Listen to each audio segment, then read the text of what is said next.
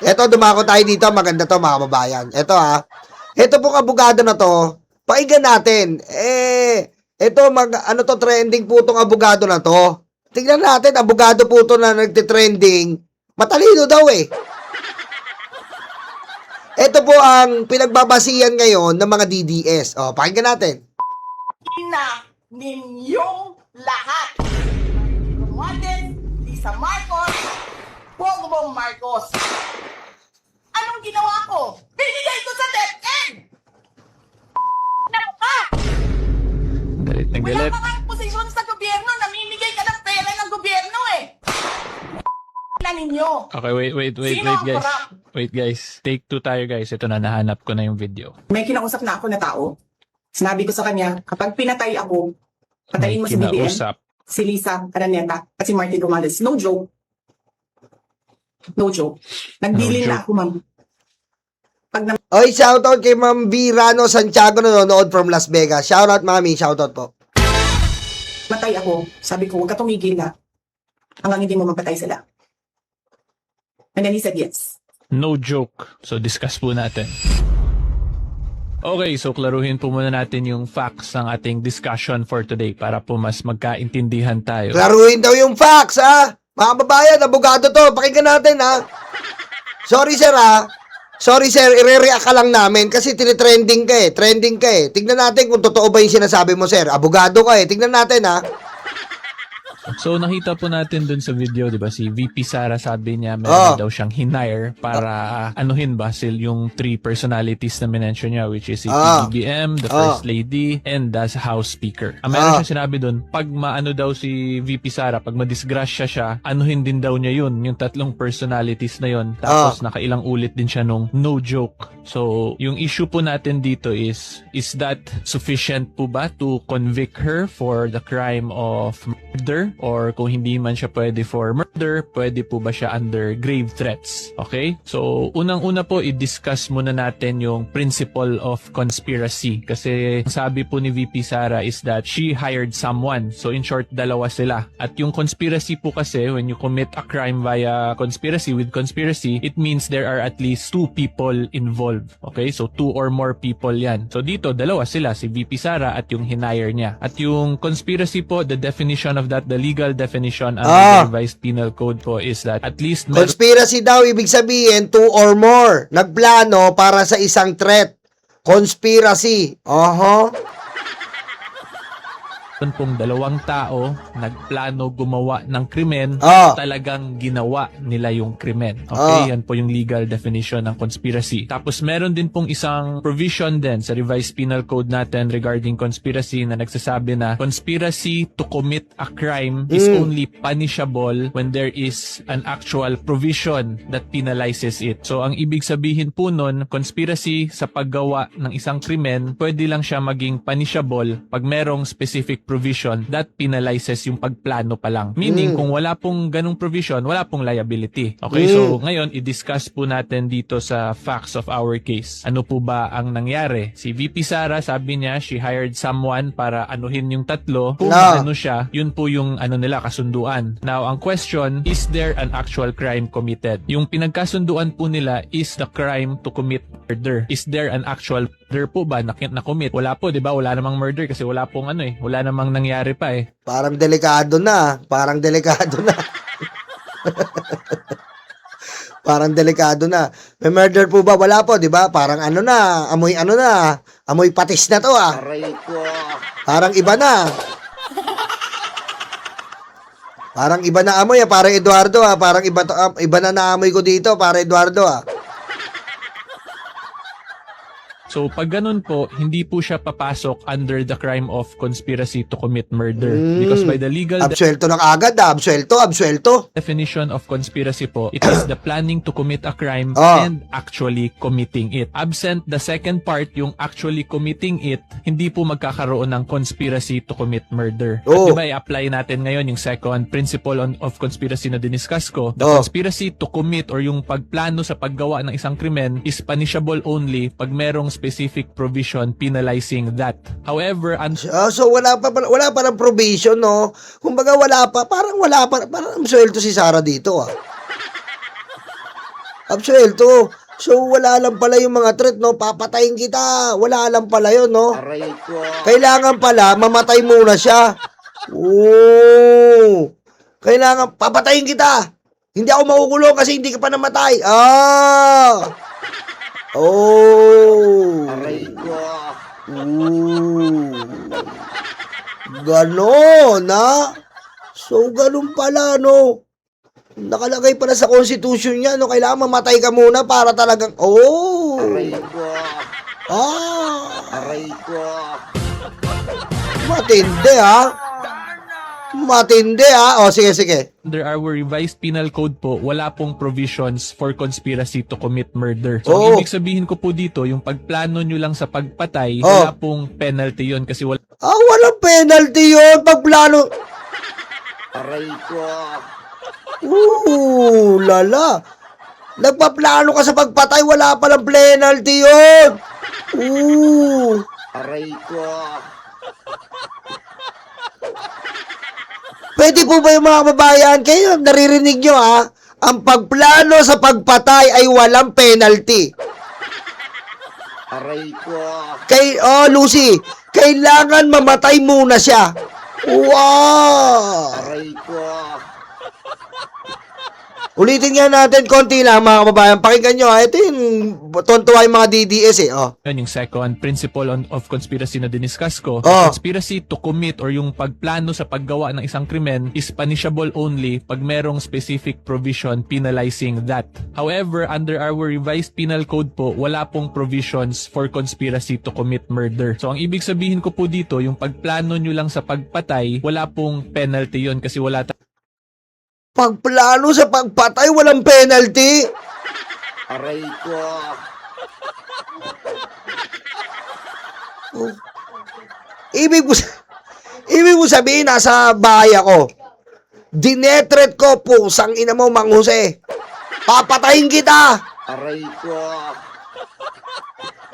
Sinabihan ko ha. Sinabihan ko si Mang Jose, yung kapitbahay kong patugtog ng 1968. Ang ina ka, Mang Jose. 5 taon, kada umaga, alas 8, pinapatugtog mo ang 1968. Aray ko. Papatayin na kita. Aray ko. Aray ko. Ano kayang gagawin ni Mang Jose, mga kababayan? Tanungin ko sa inyo. Pinagbantaan ko si Mang Jose, ano kayang gagawin ni Mang Jose? Ha? Wala pa siyang gagawin, mga kababayan? Mga karayuma? Hindi. Anong gagawin niya? Pupunta siya sa barangay. Magbablatter siya dahil may death threat siya, boy! Aray ko. Ano to? Wala daw provision hanggat hindi namamatay. Susmiyo! Aray ko. Saan yun? Nasa multi-universe na ba tayo? Yung death threat, wala lang yun ngayon sa panahon natin. Ganun po ang gusto niyang palabasin. Wala daw po yung death threat hanggat hindi pa namamatay. Aray ko. Pakinggan pa natin, oh. tayong provision na ganun. And since there is no actual commission of the crime of murder, hindi naman siya pwede pumasok ng conspiracy for murder. So, hopefully, nakuha po ninyo yun. Okay? Okay, so para mas klaro po tayo, bigyan ko na lang kayo ng example. Oh, may example tayo, may example. Pag meron po kayong pinaplano lang sa utak nyo na krimen, tapos wala naman talagang nangyayari, wala po yung crime committed. Kasi in our penal laws, meron po yung usually 3 Aray ko.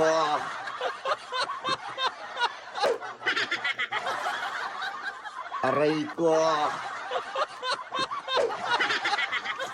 Narinig niyo yun? Kung may pinaplano ka sa utak, wala kayong crime committed. Mga babayan, ano ba nangyari dito? Si Sarah ba pinano lang sa utak?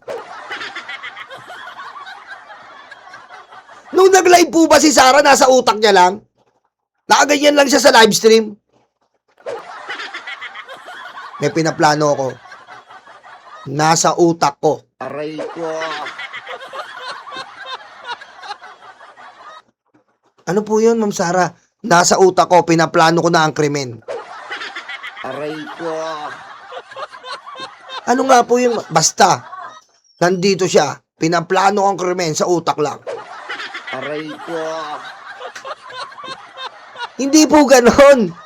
Sinabi niya na yung mangyayaring krimen, mga karayuma. Sinabi niya na papatayin niya si BBM, may hinari siyang assassin. No joke! Hindi niya lang sa utak. Ginamit niya yung bunganga niya. Live stream. Publicly available. Aray ko.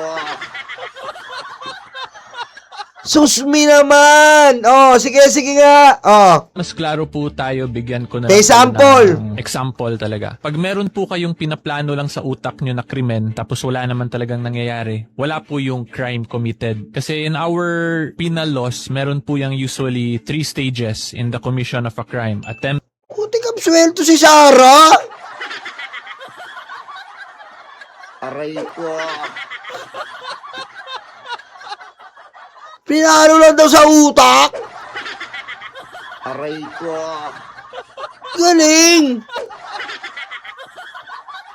frustrated, and consummated. And for most crimes, especially in murder, there is only penalty pag pumasok dun sa either of the 3, attempted, frustrated, or consummated. Ang attempted murder po only happens when you actually perform po the overt acts of the crime. Meaning, example, may tinutukan kang baril, tapos talagang pinindot mo na yung trigger, pero pag pindot mo ng trigger, biglang may nagtackle sa'yo, hindi natamaan yung target mo. Pag ganyan, pwede po yan siya pumasok under attempted stage na. Dun may penalty na po yun. Pero kung example, tinutok mo lang, tapos biglang nagbago isip mo, sabihin mo, ayoko na ituloy itong mas Alam mo, sir, yung sinasabi mong attempted, yan ay isa sa mga example.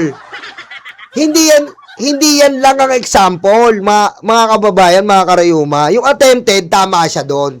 Pero hindi lang yan ang example. Pero tandaan mo, mga kababayan, mga karayuma, mas matalim ang salita, mas espada ang salita.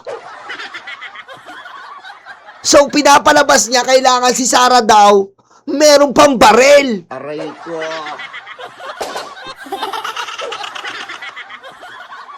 Ala, ano nangyari dito sa abogadong to, mga kababayan? Aray ko. Oh, diretso. masama akong plano, tapos binalik mo yung baril mo, tinapon mo, yun, wala po yung crime dun. Wala yung attempted murder, wala po yun sa frustrated murder or sa consummated murder. Although it can be possible for other crimes, pero pag sa crime ng murder, wala po yun pag tinutok mo, tapos bigla mong winidraw. Kasi you desisted, hindi mo tinuloy yung criminal intent mo to commit the crime. So, i-correlate po natin dun sa diniscuss ko. Pag nasa plano Putik. Babarilin ko si Mang Jose. Pak, di pumutok. Si Mang Jose, oh, uwi na ako, di naman pumutok. Aray ko. Sabi ni Mang Jose, oy, hindi pumutok, bye-bye, uwi na ako. Aray ko. Ganun lang. Aray ko. Galing. Oh, diretso. pa lang na planning stage, conspiracy to commit pa lang without the actual commission, Ay, Ma'am Arsa, thank you pambali ng panyo pamuna sa mic. Kawawa naman, puro lang. Nahiya tuloy ako. Bayaan mo na, Ma'am Arsa. Sanay na yung mic sa akin, may kalawang na nga. Thank you, Ma'am Arsa. Thank you po. wala po yung penalty pa, okay? Kasi nasa utak pa lang po nila, nag-uusap-usap pa lang sila, diba? So yun po yun. Ngayon, Nasa utak pa lang daw, wala pa yung penalty pa. Nasa utak pa lang, ha? Mga babayan, yung nasa utak, yes. Pero yung utak mo, ginamit mo na yung bunganga mo, eto, patayin mo si BBM. Patayin mo. Eto utak, ha? Kaso dumaloy na eh. Dumaloy papunta rito. Oh, patayin mo si BBM. Patayin mo si Romualdez. Patayin mo si Lisa Marcos. No joke. No joke. Pag nasa utak, pag bibigyan kita, wala yon. Pang personal mo yun, sa utak mo na naglalaro eh. Pero ginamit mo na tong bunganga mo Pag ginamit mo yung bunganga mo, libel na yan. Pinakamababa. Libel, cyber libel, nakadamage ka ng kasiraan ng isang tao. Libel yan. Pag ginamit mo itong bunganga mo, attorney. Halimbawa, siniraan ko si Ma'am Arsa, ang pangit-pangit mo. Pokpok ka. Example lang ha. Aray ko. Ginamit ko itong bunganga ko, attorney. Ibig sabihin, libel ako ni Ma'am Arsa. Kasiraan ng isang tao. Ginamit ko ito lang, bunganga lang ha. Wala akong kinumit. Siniber libel ako. Bunganga lang, attorney. Wala akong pinuputok na baril. May kaso na eh. Libel na eh. Nagigets mo, attorney? Aray ko. Ha? Pag nagsabi ako dito ng kasiraan ng isang tao at wala akong patunay, cyber libel. Libel yon. Di ba? Kaya nga may kasong libel eh. Entiendes? Ngayon, kung itong bunganga ko, ito. Naiinis ako eh. Naiinis talaga ako. Aray ko.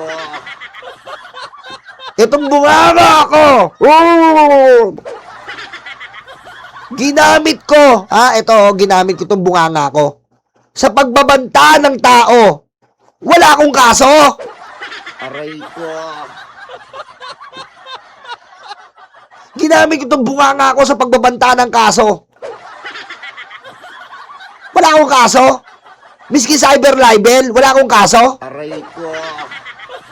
Attorney.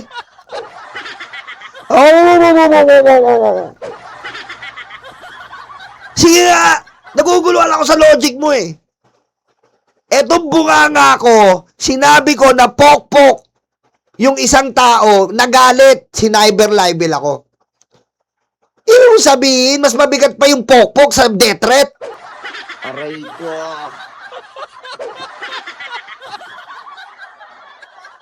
Tama! RMG, safe na magbanta ngayon kaysa sa mag-libel ka. Aray ko. Mas safe ngayon na mag-libel kaysa sa mag-death threat. Aray ko. Ayos! Galing! Aray ko. Diretso natin. Yun, ang next question naman, Ah. pwede ba pumasok under grave threats yung mga ganong statement ni Ah. VP Sara? For grave threats naman po, this is committed pag tinakot mo yung isang tao of a harm, of a wrongdoing, at yung harm na yon or yung wrongdoing na yon amounts to a crime. So, ibig sabihin, tinakot mo yung isang tao, aanuhin kita, babarilin kita, ano po ba yon? That can amount to the crime of murder. So, pwede po yun siya pumasok under grave threats. Okay? Yan po yung legal definition of grave threats. Now, let's apply it again to the statements of VP Sara kung pwede ba yun siya maging grave threats. Yung sinabi po ni VP Sara dito is that she hired someone to anuhin yung tatlong personalities kung madisgrasya siya. So ang question dito, is there a crime of conspiracy to commit murder? Diba diniscuss po natin na walang crime, wala pong provision penalizing or wala pong provision that penalizes the conspiracy to commit murder in the planning stage. Wala pong ganun. Therefore, yung pagtakot-takot ni Sara, ni VP Sara ng ganun or pagsabi niya, hindi po yun siya pwede maging grave threat kasi what she stated or what she said does not amount to a crime. Diba? Aray ko. Aray ko.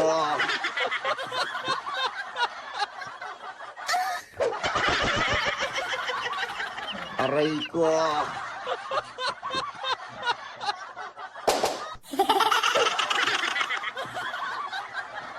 Absuelto, me! Absuelto! Aray ko. Aray ko.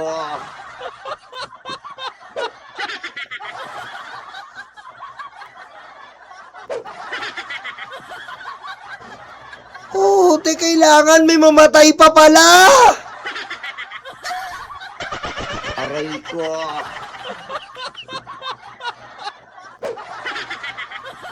Galing, men!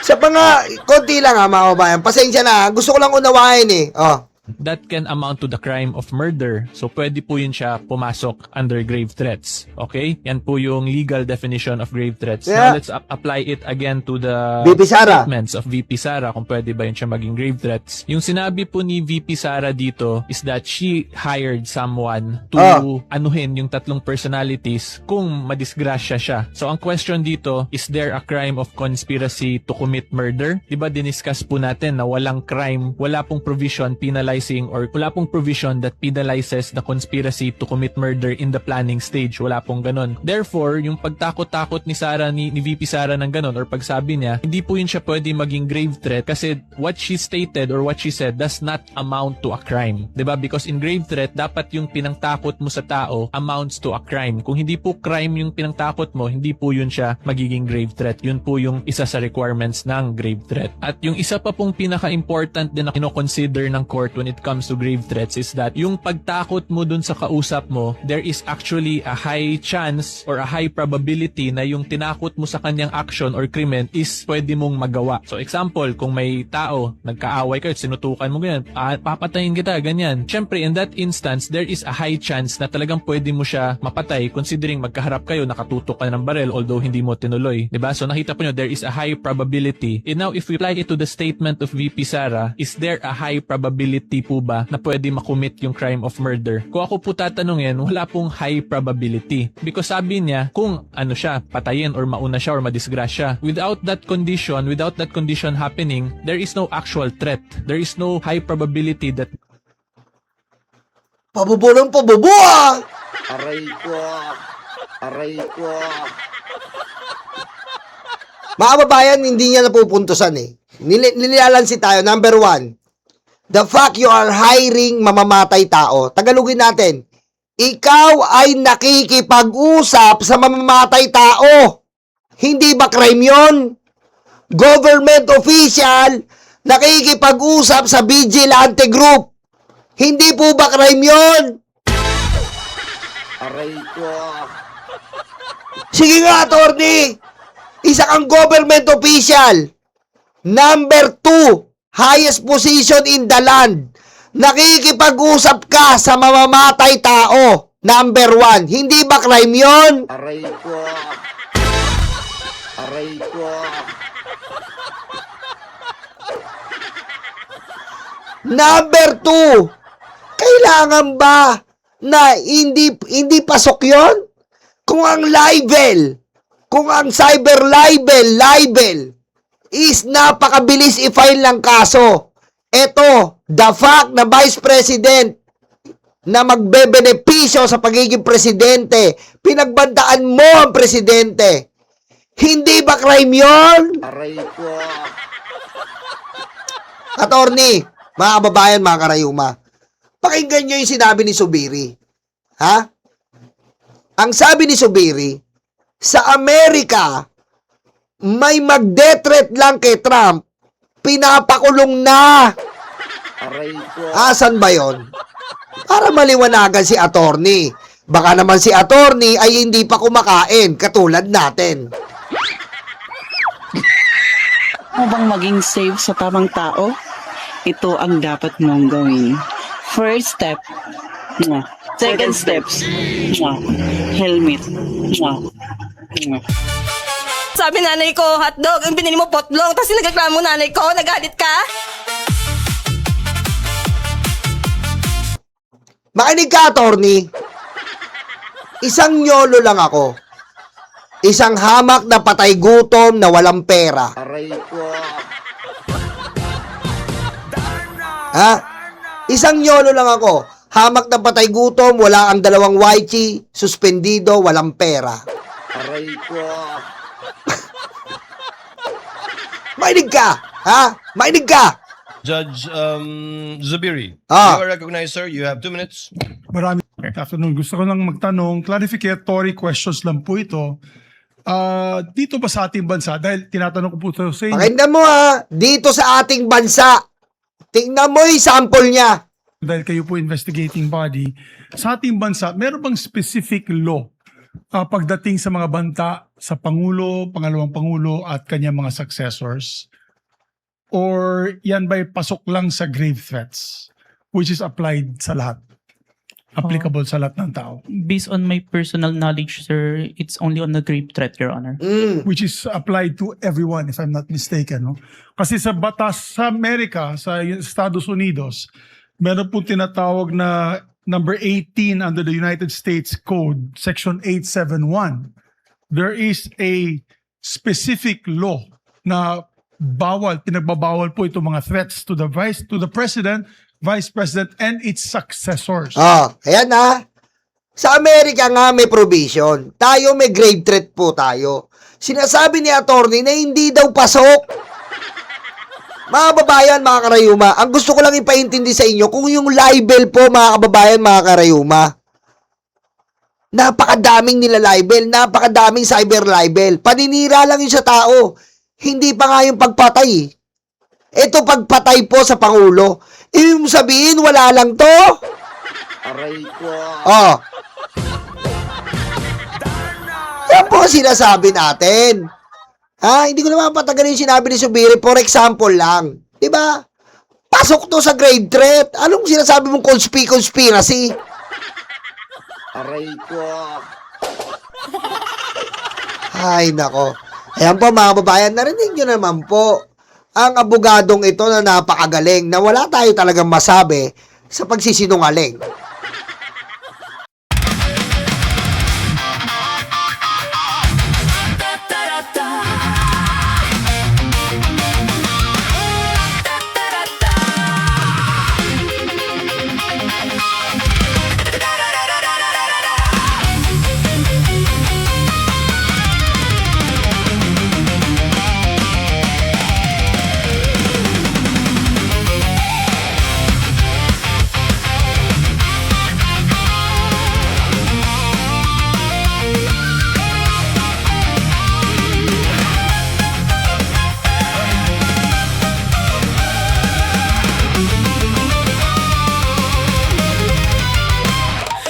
Madilim daw ang paligid, putukan daw ay maririnig. Takot sa kanilang mata, ikaw ay madadala. Huwag kang palinlang kaibigan, udas na 13 yan. Sinira nila ang Senado, sobrang ganit mga ito. Hindi nyo na maloloko mga Pilipino. Gising na gising kami sa kabobohan nyo. Di bumenta ang pelikula, pati ang drama. Sa sobrang kapal ng mukha, nangungumusta pa. Hindi nyo na maloloko mga Pilipino. Gising na gising kami sa kabobohan nyo. Di bumenta ang pelikula, pati ang drama. Sa sobrang kapal ng mukha, nangungumusta pa. May kaso at may sabit, sila sama-sama. Sigaw ng puso'y Duterte, abay nakakaputang ina. 10 utos kaibigan, huwag patayin ang kapwa mo. Tinago nila si Bato, pinatakas din ito. Hindi nyo na maloloko mga Pilipino. Gising na gising kami sa kabobohan nyo. Di bumenta ang pelikula, pati ang drama. Sa sobrang kapal ng mukha, nangungumusta pa. Hindi nyo na maloloko mga Pilipino. Gising na gising kami sa kabobohan nyo. Di bumenta ang pelikula, pati ang drama. Sa sobrang kapal ng mukha, nangungumusta pa.